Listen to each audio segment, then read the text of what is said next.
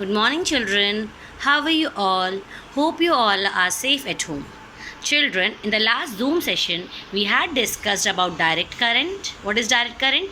Direct current is the current of constant magnitude. After that, we had discussed about cells. Cells are of two types, primary cells and secondary cells, which we have discussed in detail. After that, it's electric current. What is electric current? Electric current is actually the flow of charges. The formula of current is I equals to Q by T, that means charge by time. Now, charge on one electron is 1.6 into 10 raised to power minus 19 coulomb. If n electrons pass through in time t, then what is the total charge passed? In one electron, the charge is 1.6 into 10 raised to power minus 19 coulomb. So, in n charges, if n electrons are passing, then what is the total charge? Q equals to Ne. Q equals to Ne by T. Okay, so I equals to Ne by T. Now, unit of current. The formula of current is I equals to Q by T. So, the unit of charge is coulomb, which is represented by capital C, and time is second. So, the unit of current is coulomb per second, or we can say ampere. Okay, children. Now, we know that 1 coulomb of charge is carried. When we say that the 1 coulomb charge is transferred, when we say 1 coulomb of charge is carried by how many electrons when passed? 6.25 into 10 raised to power 18 electrons. When there is transfer of 6.25 into 10 raised to power 18 electrons, then we say that 1 coulomb charge is passed through it. So, if 1 ampere current flow means what? 6.25 into 10 raised to power 18 electrons pass in 1 second. Okay, children. This all we have discussed in the last Zoom session. Now, see.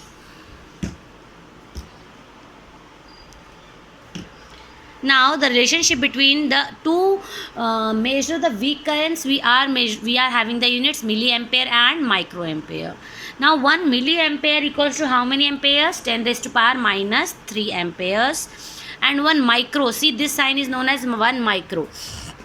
1 microampere equals to 10 raised to power minus 6 ampere.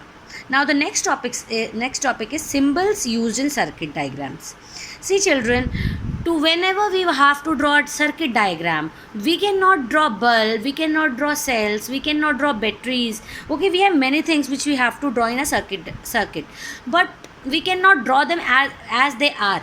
So there are some symbols which are fixed to represent all these components of a circuit. See, children, first of all, the first is component of the circuit is the source of current. Now, the source of current can be AC source or can be DC source. If it is an AC source, this is the sign. If it is an alternating source, beta see alternating current, then this is the sign of alternating current source. If it is a DC source, now DC source can be given by either by a cell or by a battery. See, cell is represented by two parallel lines of which one is longer line and one is shorter line. Okay. The longer line is the positive terminal and the shorter one is the negative terminal. Now, what is a battery? When we join two or more cells together, it becomes a battery. See, this is the battery. Okay, see, this is the first cell, this is the second cell. So, this is the battery. Look, battery is also joined by each other, which I have not joined here. See. Okay, so the negative terminal of this cell is connected to the positive terminal of this cell. So, this is known as the battery. Okay, children. So, DC source and one AC source I have shown you. Now, what is key? Beta, key is used to put the current on and off in the circuit. It may be either a plug key, a switch key or a tapping key. There are three types of key. Plug key, a switch key. This is called switch key and this is called the tapping key. This is a tapping key. This is again I am saying this is the plug key, a switch key and a tapping key. I will explain you what they are. Okay. So what the main function of key is put the current on and off in a circuit. Okay. Now see, current flows when the key is closed. Okay. These all parts are the symbols where the key is open. What is key is open? What do you mean by key is open? Okay. When key is open, that means the plug is taken out, the circuit is incomplete and it is called an open circuit. Okay, see there, here dot is not here, here it is not joined, and here it is also not joined. So in all these 1, 2 and 3 cases, these are the open keys. Open keys means incomplete circuit. Okay, and when key is closed, that is the plug is put in. Plug is put in, see it's a dot here, it shows that the plug is put in here as well as and here as well as. So when the plug is put in, the current flows through the circuit and it is said to be closed. Okay children, now the key is always connected to the wire connecting the higher potential, that is the positive terminal of the battery. Okay, the key is always joined to the positive terminal. Okay children, now I will explain you the resistance wire, resistance box and rheostat. Okay children, now children, the rheostat. First of all, before understanding the rheostat, first of all understand the word resistance. What is resistance? Resistance is the obstruction to the flow of electrons. Whenever we are giving some obstruction means rukawat. Okay, obstruction to the flow of electrons is known as resistance. Okay, whenever we don't want to let the current flow in that device, we use a resistance or a resistor or a rheostat. Okay children, so see children, a resistance wire. Now resistor is also made of some wires.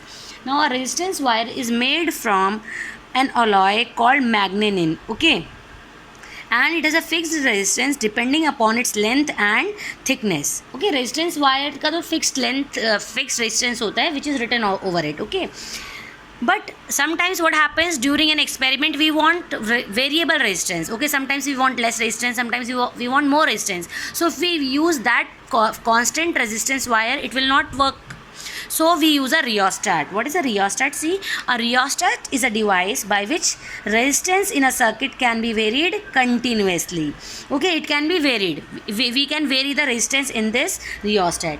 It is used to adjust the magnitude of current in a circuit by changing the length of the resistance wire included in the circuit. See children, this is the rheostat in which this is wire. This is wire of constant 10 wire. Okay, fitted over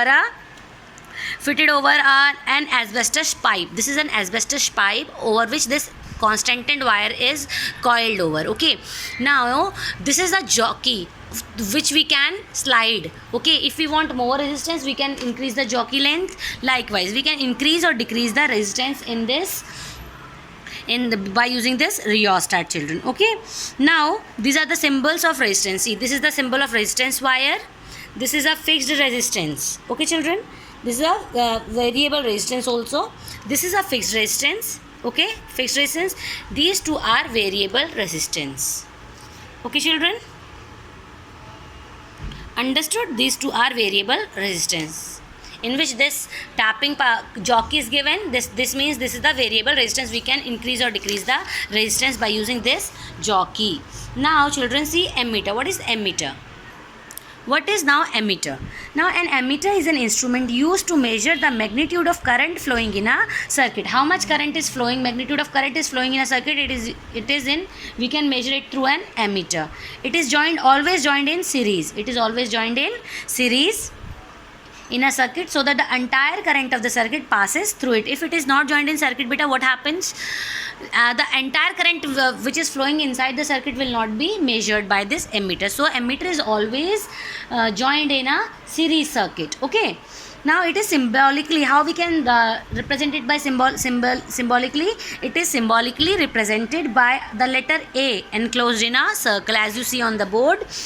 As the plus sign marked at one terminal of it indicates that current must enter it through this terminal. The positive terminal, the current must pass through this terminal. Okay, that means the source of current, where the source of current is connected to the positive terminal of this ammeter. Okay, an ammeter must have what are the qualities of a good ammeter now? An ammeter must have a very low resistance so that the resistance of the circuit may not alter when it is joined in the circuit. Okay children, so it is the ammeter. Now next is voltmeter. What is voltmeter? A voltmeter shown is on the board is used to measure the potential difference between 2 points of a circuit. Voltmeter is used to measure the potential difference between the 2 points of a circuit. It is connected across the 2 points between which potential is to be measured. It is symbolically represented by the letter V enclosed in a circle. The plus sign marked at one terminal of it indicates that the current must enter it through this terminal. In voltmeter also, the current should always pass through this voltmeter with this positive terminal.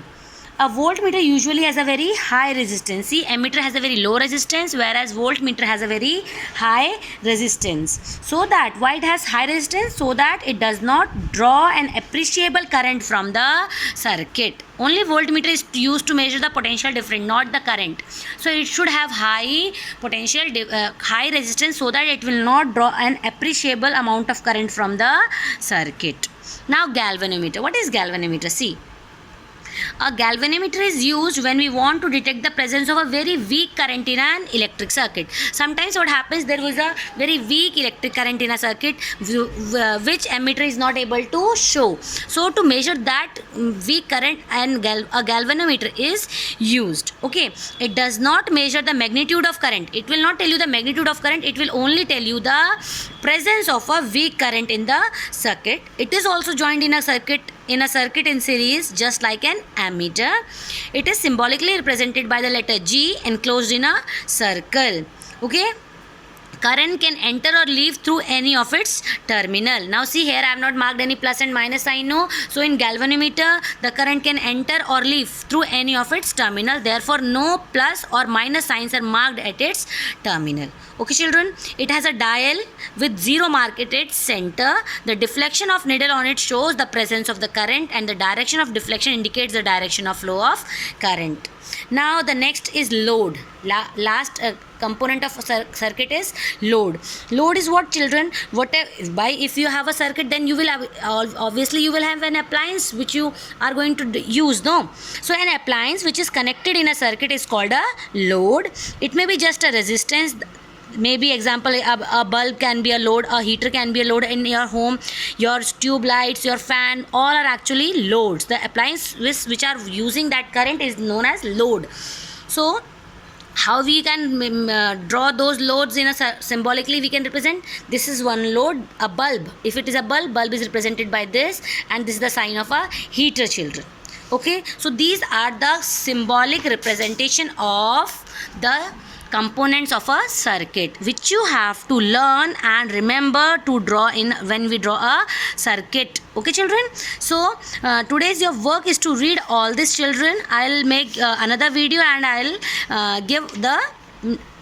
explain other topics of this chapter only. Okay children, till then read the chapter, take care of yourself. Thank you.